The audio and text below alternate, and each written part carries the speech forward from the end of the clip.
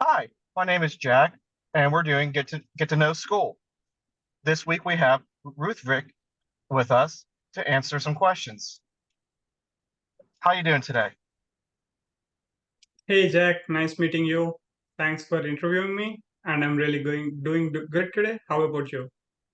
Oh, I'm very excited. It's the first one. Cool. So, what are some of your hobbies and interests? So, sorry for a little Ah, slow as a little warmer up. sure.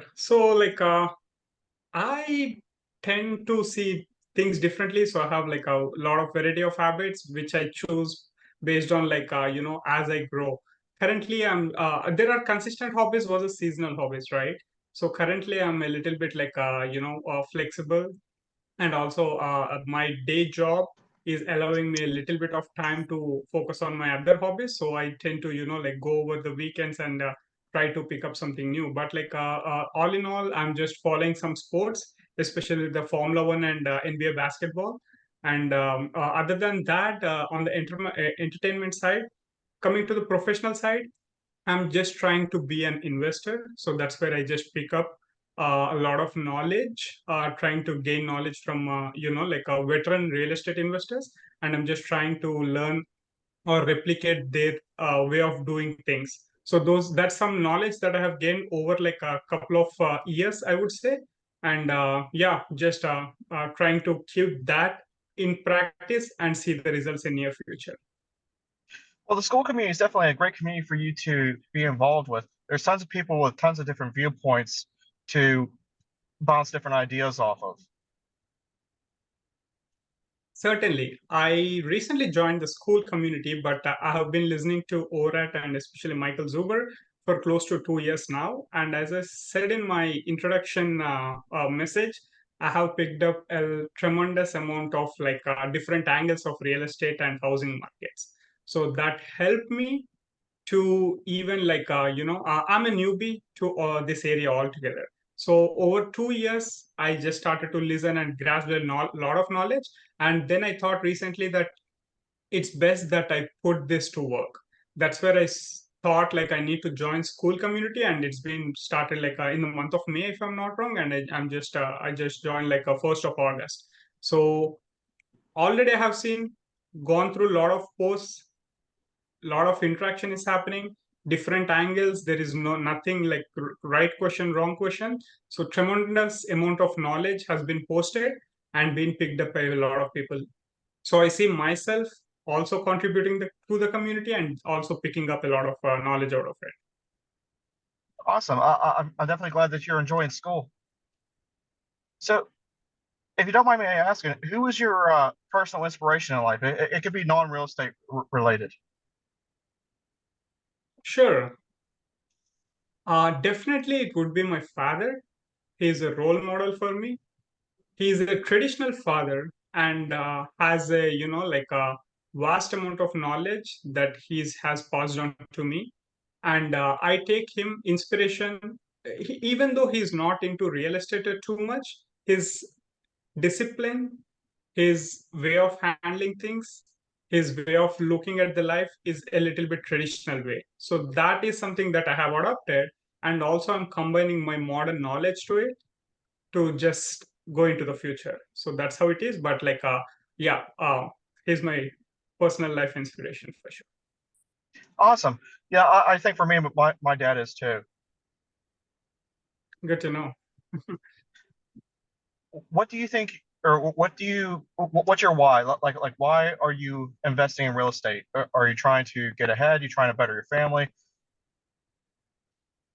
So definitely, like as we have the history in front of us, real estate is one of the medium where if you hold your assets for long term, you're going to have your inflation beat out the investment, right? You get a lot of appreciation over time. And this is one of the asset class where you can just pass on to your future generations, and they still can like leverage the benefits out of it, right? So this is one of the greatest medium that I have seen based on the history that we have come across. So with that said, I'm seeing like this is one of the medium that where I will be investing in terms of like leveraging the tools that we have, and then like create the generational wealth, stuff like that. So that's where I just started to look at this as a wealth generation tool for the like future generations that's come on, and will pass it on. So that's one of the main reasons that I want to be in real estate. And of course, since this is like a limited resource, I mean, when I say limited resource, there is always new constructions that's coming up across the nation and all. But however, like the affordability is being decreasing, right? So a lot of people are going to see this could be a renters nation in future. And when you hold the assets, you always have people that's coming to rent out, and you see like a cash flow in long term, and also the value goes up. So it's a win-win situation when you invest in real estate. I know it's not easy, but that's where we have to like put in a lot of work. Like we are playing a long term game. This is something that I have picked up from the ORAT channel, and especially like this has been proven time to time given the history. Thank you. Yeah, that's definitely a good reason on your why. Um, do you have a buy box currently, or you still working on one? Sure, I do have a strict buy box. I'm an ORAT student, right? So how can't I have a buy box at day one? So like I have my, like buy box, and I'm sticking to that. I'm practicing my 10 minutes of everyday discipline of like looking at my buy box and trying to learn that. So that's the first 90 days that we have to do. That's one of the many ways that you can just start looking at your buy box. So I just I'm doing that same thing. I have a couple of zip codes, and also like to go over my buy box. I'm local to Dallas, Texas. So I'm just looking at a couple of areas west of Dallas, which is North Richardson Hills, and then like Roanoke. In these two cities, suburbs, I'm looking anywhere between like 1400 to 1800 or 2000 SFT, with like 2 to 4 bedroom and 2.5 bath. It could be anything like single family home, multi-family, condo, or like a town home. I don't have like a preference what kind of home it is, but I have a preference on like how much the square feet should be, and how many bedrooms and bathrooms and what condition. So those are certain details that I have jotted down to. And whenever I go onto my Zillow or Realtor.com, these are the filters that I put on, and I go through the listings every single day. So I know up here where I'm at towards Pittsburgh, and the reason why I'm bringing this up is because it was in the accountability meeting. I forget if it was Frank's or Jared's, but we're talking. Oh wait, no, it was Dion's thing on last Tuesday. But someone asked what the difference is between a duplex and a townhouse, and I chimed in for at least my market, a duplex is considered lesser quality than a townhouse, and I was, if they're selling it individually on each side, and I was wondering if that was true for your case, or like I was wondering if this is something that's more national or just something that's local to my area. Uh, like I think like I have seen the multifamily the same way as a townhome, but like the multifamily would be much smaller in my area, is from my experience, compared to the condo, right? So like the townhome or the condo is a little bit bigger and multi-level, and the neighbors are completely like different from the from where you are staying.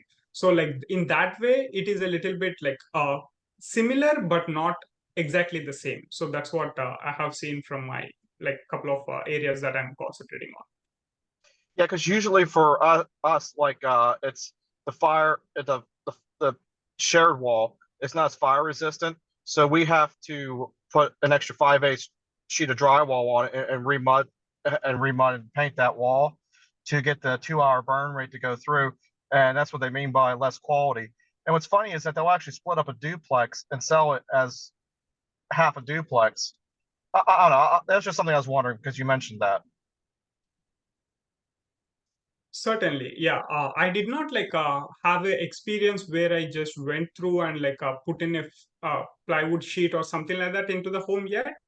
but I certainly know, like I have seen like some of the listing where the multifamily is like almost similar to the condos, but the multifamily is sold as a whole unit, whereas the condo is like an individual unit. So that's the difference that I have seen. But like in terms of the structure, it would still be the same. I think like it's same across, at least like I would say, given your example of Pittsburgh and my examples that I have seen in the Texas market, it would be the same in these two states at least. Awesome, thank you. No problem. Have you done any investing before you joined the school community? I know you No, said you're with ORAP for a couple years. that's true, but I have no experience on investing yet.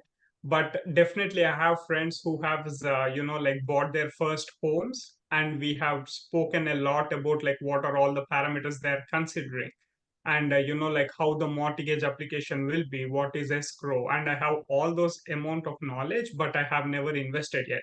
But however, I could say like all this knowledge at my back of my hand is definitely going to help me to make a wiser decision when time comes.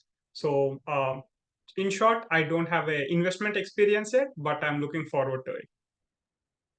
That's awesome that you have people that you can talk to and connect with that are local to the area that you can bounce ideas off of.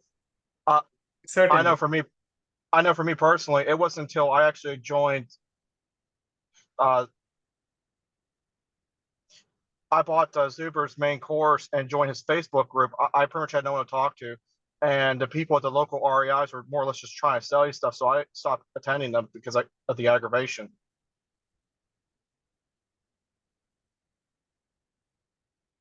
Yeah, and I hear you.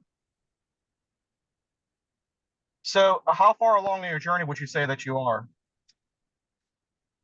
I would say like maybe 3 years into this. So I Okay, just started off like during the I picked up this real estate journey during the COVID time, and I was going through different parameters because like that's where I was introduced to the housing market. Prior to that, I'm totally like into my day job, and I'm just learning things, new different things, what's coming up in the market as in terms of like technology and stuff like that.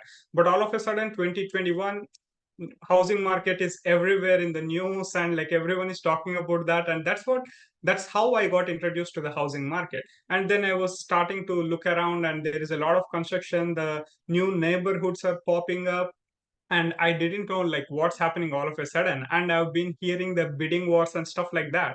This is all 2021. That was the peak of COVID, and all the housing is being exploding anything like anything. And then I just was like overwhelmed at that point of time. And then into 2022, I just like transitioned that outside knowledge of whatever I gained into like the YouTube area, and also the X, which is Twitter.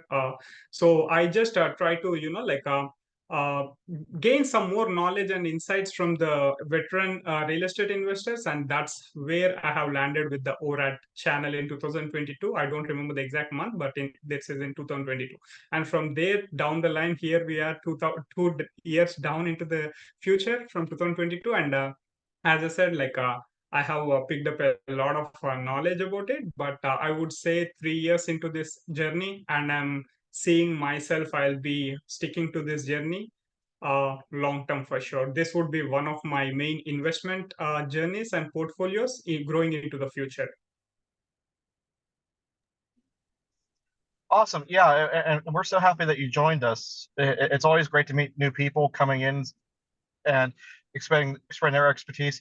Everyone always provides something different than what everyone else has. So it's always great to have a larger variety of knowledge to spread around.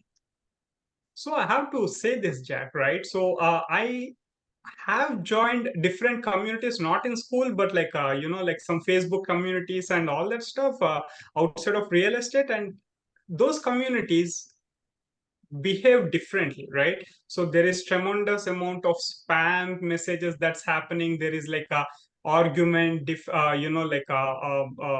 what do you call, getting into debates. Those kind of stuffs were there. It is definitely not. I'm not talking in terms of like a housing market groups, but different groups. But when I come to this ORAD group, especially the school community, here all I am seeing is like knowledge, knowledge, knowledge, right? So someone will definitely post something about like a real estate agent. Someone is saying like, how do I accept payments from the tenants? Somebody talks about the eviction notices. Somebody talks about like building a home from scratch. So all these parameters is definitely being picked up by, I don't know who, but like there are certain amount of people I'm pretty sure that is getting a lot of knowledge from each of these discussions, right? So there is always different components in all these discussions. Whoever wants to pick up, they're going to pick all these things up. As a newbie, I'm just like bombarded with the information that is being posted in this group, but I'm also excited to get all these parameters. However, with this all information, I'm still focused on my buy box and I'm just looking at that to crack my first deal, right? So that's how I just will get into the real estate journey. At least I would say that's my thought process. And then, of course, I'm going to, like leverage all this information. At least, like if I don't remember this into the future, that's totally fine. I always can come back to the school community and post my question. I'm going to get a lot of information. This is some great community that I would say. I'm learning a lot, and also a lot of contribution is being done by different veteran real estate investors. So I see this school community has a lot of scope growing into the future. It's funny that you mentioned that because I was listening to a book yesterday. I was writing down some notes on it for a future video, and it kind of talks of, and what you're saying kind of goes along with what Zuber was trying to do the community with. Um, Here, I'll just read some of the notes I wrote down. But let's see. People that act aggressive or act towards their possessions are typically greedy and afraid of what they are afraid to lose, was one of the notes I wrote. And the selfishness in society or groups is can be created by self-entitlement or their ego. And I think what Zuber has done in this community is he's been selective, and I'm not sure quite how he does it, but he's been very selective in a way, and he's very stern about how he handles the community. He wants it a certain way, and he wants it to be this way. So it's free flowing and it's open, so we can all help each other, and it to be a community because the community, in a sense, will be your society, and you make your society a part of you. Certainly, right? From what we hear on a daily basis from Zuber, I think he has like a goal where he clearly knows where he wants to grow and what he wants to build in terms of like real estate and the community that he is trying to get together, right? So that's where, as part of that, he's been doing a tremendous number of interviews. At least I remember he was saying like he's posting 6 videos a day on average for the past 2 years, if I'm not wrong. So that's where he's bringing in a lot of millionaires who's also real estate investors and like sharing their dimensions of investment journeys, right? So that's where like I think he got a little bit of like pushback from different real estate investors and stuff like that. That's where he attenuated all the negativity and he started this group where he clearly was saying from day one that he's going to limit some content to this school community, and that's what he's been doing. And I see like it's adding already some value to this, and I think like it's going to go into the future building up a huge community. And I see like a lot of investors, there is like some cadence, I think like 2 times a week, right? So we have a Wednesday and Sunday, the accountability group. I think Mm-hmm. like he's also trying to bring in some millionaire investors to talk about their investment journey on time to time. So I think I see like that's going to be increased into the future. He's going to more concentrate on this school community. Of course, there is always that YouTube videos, daily financial news, and also like a weekly wrap up with Ty that's going to come over there into the YouTube. But this will be like school community would be limited to certain set of knowledge that's going to like grow into the future is what I'm saying. Yeah, definitely. I think he's doing a fantastic job at handling all of that. Certainly. So you mentioned ORAT. Is there any other podcast or books that you recommend people listening to? Sure.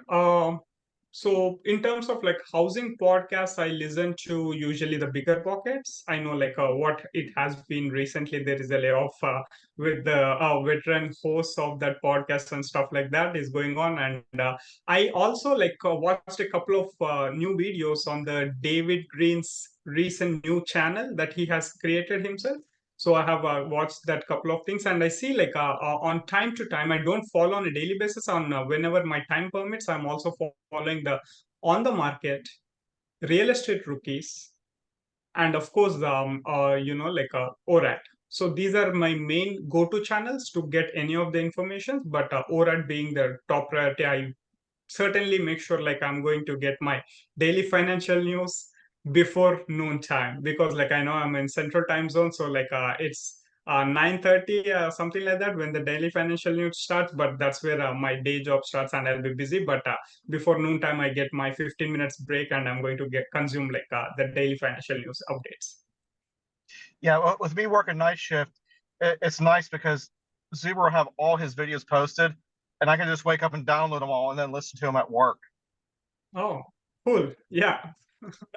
I think like all of us has different schedules, but I think like we have our own way of consuming the things based on the flexibility.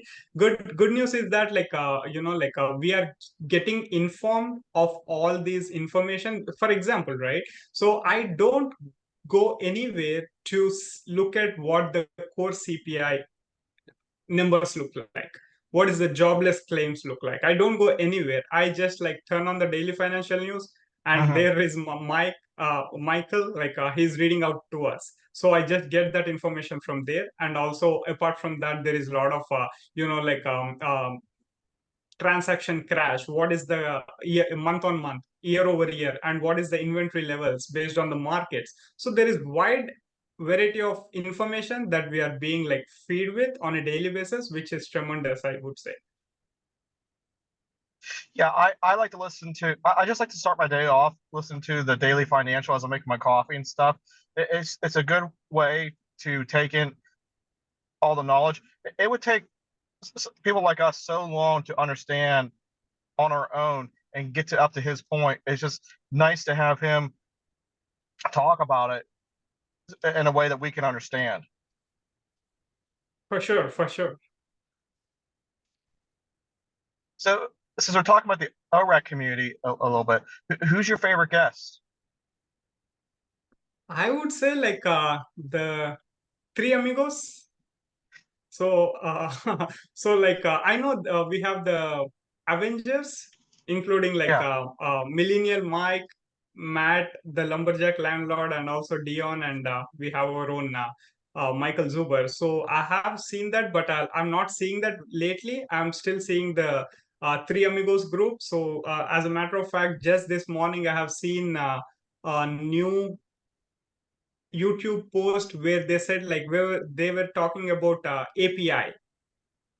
That's a model where you tweak a little bit on on your perspective of how you want to see the things is going to impact that directly on your uh, day-to-day life, right? So that's the whole agenda of that call. But like I have that's my favorite three amigos um, like postings. Whenever it comes, I'm excited to see that.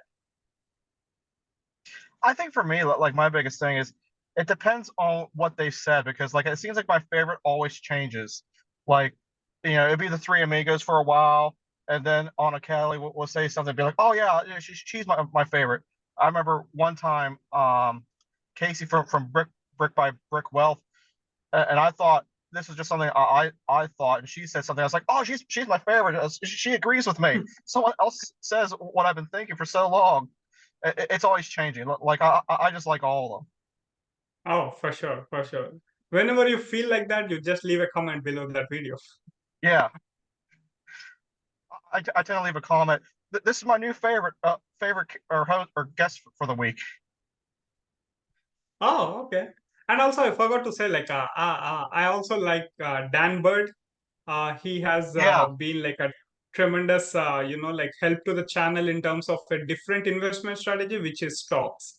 So Yeah, like he has good insights into what he's doing. He has his own platform called Breakpoint Trading, right? So like it's there are free newsletters on a weekly basis that he sends, and there is a watch list, and the website is very interactive. I use it myself sometimes. So he's one of my other favorite celebrity on the channel, I would say. yeah. The great thing about Dan Burr is everyone mostly talks about real estate, and he's the stock guy. Like even though Zuber doesn't mess with stocks, he still has Dan Bird in to talk about stocks in case that's your route to financial freedom. Exactly. That's a different medium of your investment journey if you want to have other than real estate, right? So you can, I mean, it's up to the individual, but like as the old saying goes, never put all your baskets into one, all your eggs into one basket, right? So you just want to distribute your wealth across all the streams. So definitely stock management is one of the different portfolios where you can always like have the market go up and you get your 4 to 7% annual returns back. So that's always there. And yeah, Dan Bird is doing a great job, I would say. Who is who is someone that's not part of the ORAC community that you would like to see Zuber interview if you could? Oh, okay. Can we bring Michael Jordan? I'm just kidding. You know what? That would be a Yeah. fantastic interview. Yeah, I don't know. Like, other than ORAT community, maybe since because David Green is deviated away from bigger pockets and he's starting his new channel and he's trying to also like go back to where he started in terms of like real estate journey and also trying to help people. So I would see that collaboration would be great. And I think I don't know like how their Michael Zuber's and David Green's personal relationship is. I don't have any idea about that, but I would see like that collab will be bonkers if that happens. Yeah, it'd definitely be interesting. Yeah, let's see. I don't know. So, do you have any 5 or 10 year goals? Sure, definitely. I do have like I am like a chunk by chunk guy, right? So what do I mean by that is like I have my 3 year plan and 5 year plan. 10 year, for sure, I do have it, but I just have that in the back pocket. But I have my 3 year, 5 year, very focused on 3 year and 5 year plans, right? So certainly, like in terms of like my day to day job, like I want to be, like growing there and going to a new position. And of course, like I have to, like uh, climb up that corporate ladder, right? So I definitely have that because that's my W2 income, and I don't want to get deviated away from that until I have like I'm comfortable with my other portfolios in terms of financial freedom, right? So I definitely will be honoring that in terms of 3 and 5 year. Coming to the other side of the things, where my investment journey, I want to like have at least like 4 rentals, the keeping it very traditional, one rental at a time. So that's where I'm just starting to like get at least one before end of next year, and then start to grow into future within 5 years. I don't know how many I'm going to have, and also I'm not targeting one at least per year. That's not the way that I work. I will be comfortable writing the offers and see if I can like the numbers make sense. I'm going to go into that deal. So that's how I'm going to work into next 3 to 5 years. And beyond that, once I have like good free cash flow and my like disposable incomes increases, I know definitely inflation and affordability is also going to increase beyond 5 years. I have that, but I also have my other like investments saved up to go grow into the real estate portfolio beyond 5 years. But the 3 and 5 years, I definitely want to have like a 2 or 3 rentals. So let's see how it goes, but that's my short-term goals. Awesome. Yeah, I haven't. I should say, I think my goal is like it's just my personal goal is to try and get 1 or 2 rentals every year, and just see where we end up. And I think once I get enough income, I know that they always tell you don't buy dumb stuff, don't buy dumb stuff. But the one big thing. I agree with Zuber and I disagree with Dion, and they kind of disagree on this, where Zuber says to enjoy the journey, take time to stop and more or less smell the roses. Those aren't his words. I'm just paraphrasing. And Dion says invest like you're going to be around in 5 years. I agree with that. You should invest like you're going to be around for 5 years, but you just don't know if you're going to be around for 5 years. So the one thing I'm going to do is once I get the extra money, is one of the things I'm going to do is I'm going to splurge on buying a little camper van. I'm going to buy some older little camper and I'm going to redo the inside, make it nice. I'm just an outdoorsy person. Okay, so kind of like a nomad, huh? You know what? I would totally do Nomad. I really would. Yeah, that's something I could totally see Oh, myself doing. Just have like a little home base I here. And think Jack, we lost you. oh, am I back?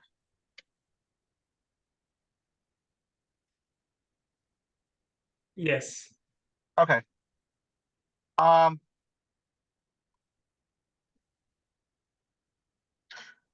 what's your goal as far as retirement? Are you going for an early retirement or just a better I retirement? totally got your answer of like being a nomad. Okay. Okay, we are on to the next question. Sorry. Can you ask it again? Oh, I was saying, are you going for a early retirement or a better retirement?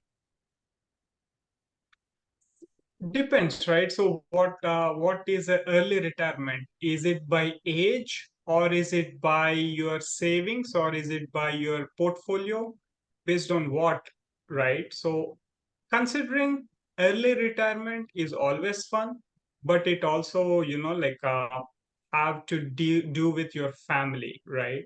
Because I know like the expenses are going to grow when you have like your family grow into the future, right? So definitely early retirement sounds good, but you have to be careful considering like how is your family is going to shape up and what are your monthly expenses comfortably leading the family. So these things comes into picture before making the decision. So nobody wants to work until 60 plus years, right? So definitely that's why we are all here and trying to invest from our W2 income and make the cash flow come up and real estate values goes up. So that's like the traditional way of doing the real estate investment journey.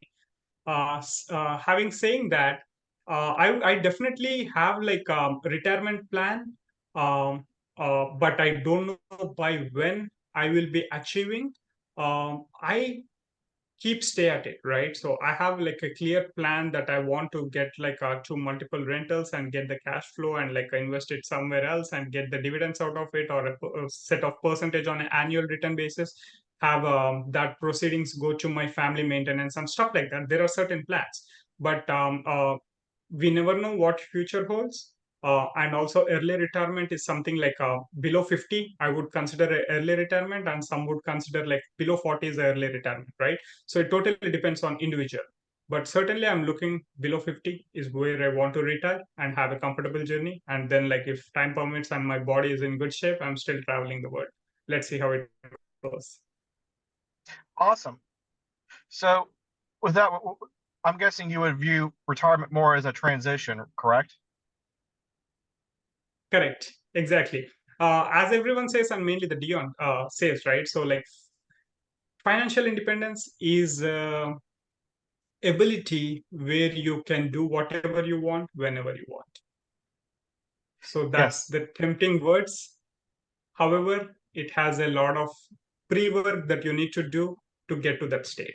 So even though it's a funny fact, right? So like everyone says, like it's a retirement is not a retirement as you get to, like spend your days off on a continuous basis and you don't have to monitor anything. I don't see like that.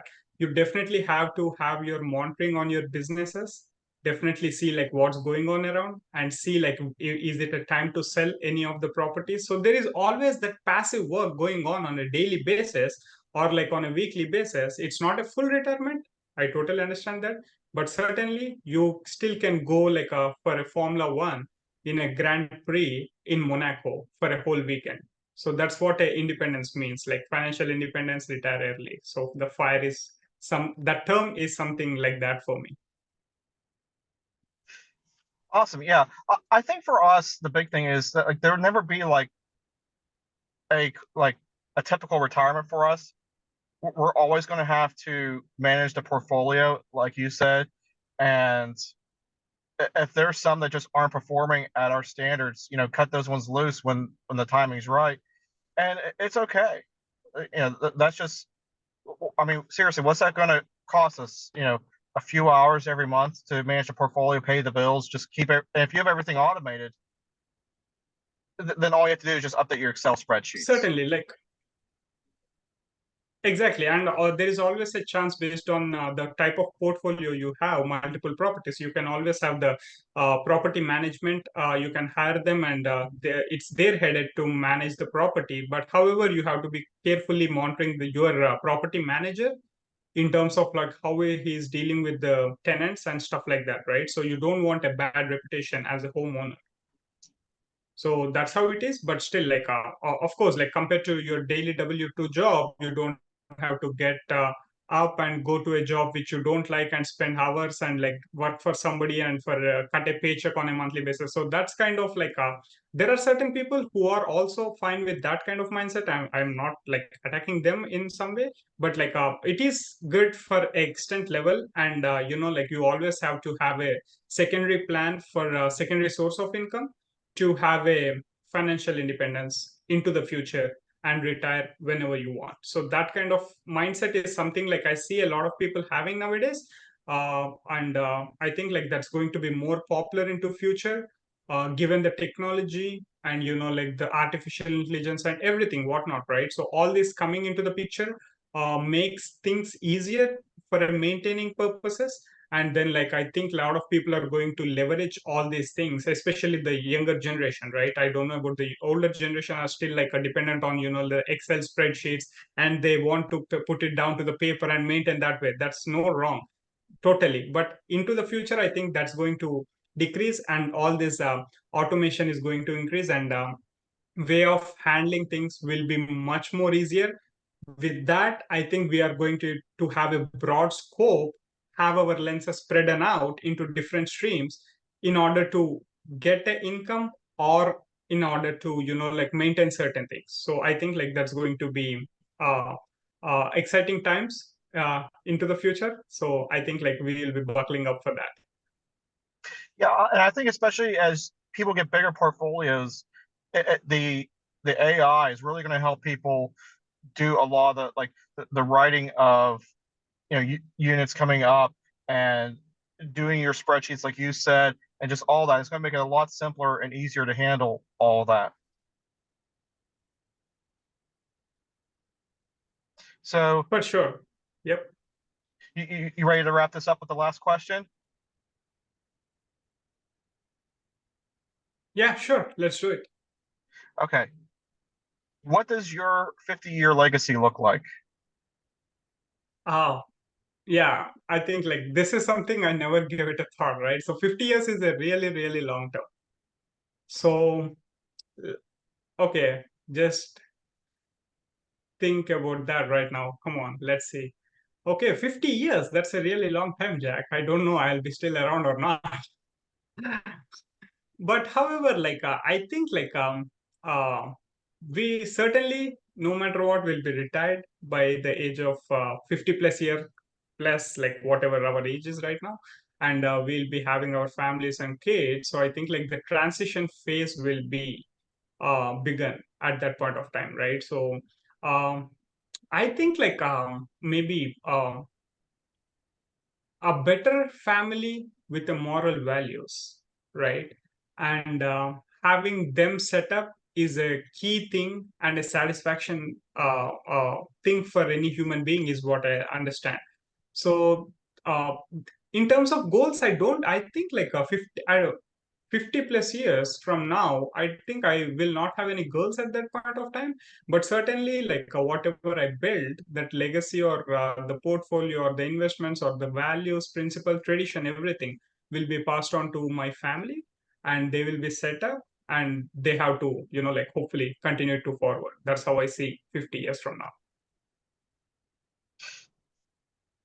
Thank you so much. Yes. How about Yes. you? Um, What does your 50 years look like? I think before the 50 years, I'm going to have to figure out who's going to manage the portfolio and take over it.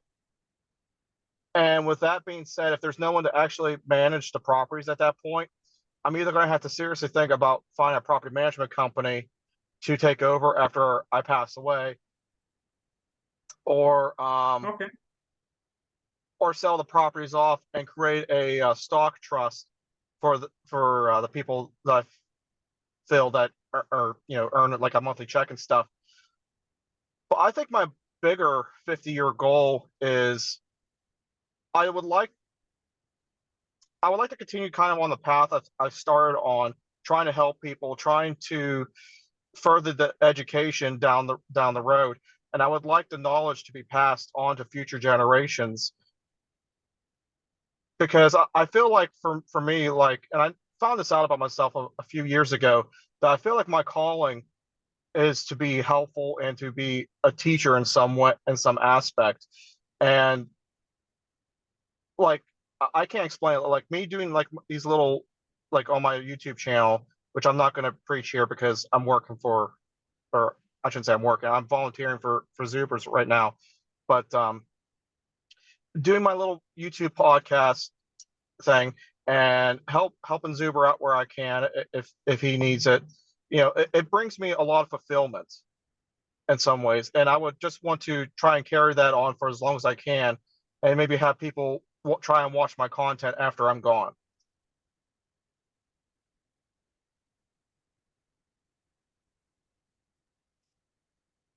Certainly, I really like that point, right? So, where you want to transfer your knowledge, that is a huge point, right? Because, like, there is always people who wanted to learn something in terms of whatever, wherever they want to go, right? For example, somebody are interested in real estate, somebody are interested in stocks, someone is in airlines. So, all those dimensions into future, we have this technology as a resource where we can just record yourself, and 50 years after somebody can still look at Jack's business talks. Okay, what Jack has to say 50 years ago, how it used to be, right? Hmm. So that kind of experience and knowledge is definitely going to be transitioned for the future generations, and they're going to pick those up. Of course, the terms, the way of doing things will be different from 50 years from now, right? So that certainly everyone knows. But like this knowledge of, like how you want to invest, how do you want to, like scale up, so these kind of fundamentals would be same no matter what time it is, right? So those kind of experience which you have acquired will be tremendous amount of like knowledge for them to be passed on. So that's a different angle that I've picked up from your answer. Really great. Yeah, thank you. Well, thank you again for being the first guest. I'm not sure what we're going to It's a call it yet. privilege. I have to say, like, I never done this kind of like a professional interview other than my day job interviews. I never did this kind of stuff, but I don't know how I did, but like, okay, let's see how it goes. Yes, yes. Thank you so much for being the first volunteer. For sure, Jack. Cool. I think like we did a great job. I think like we can wrap it up. Yeah. All right, sounds good. And I don't have an Cool. outro yet, so thanks everyone for tuning in. Cool.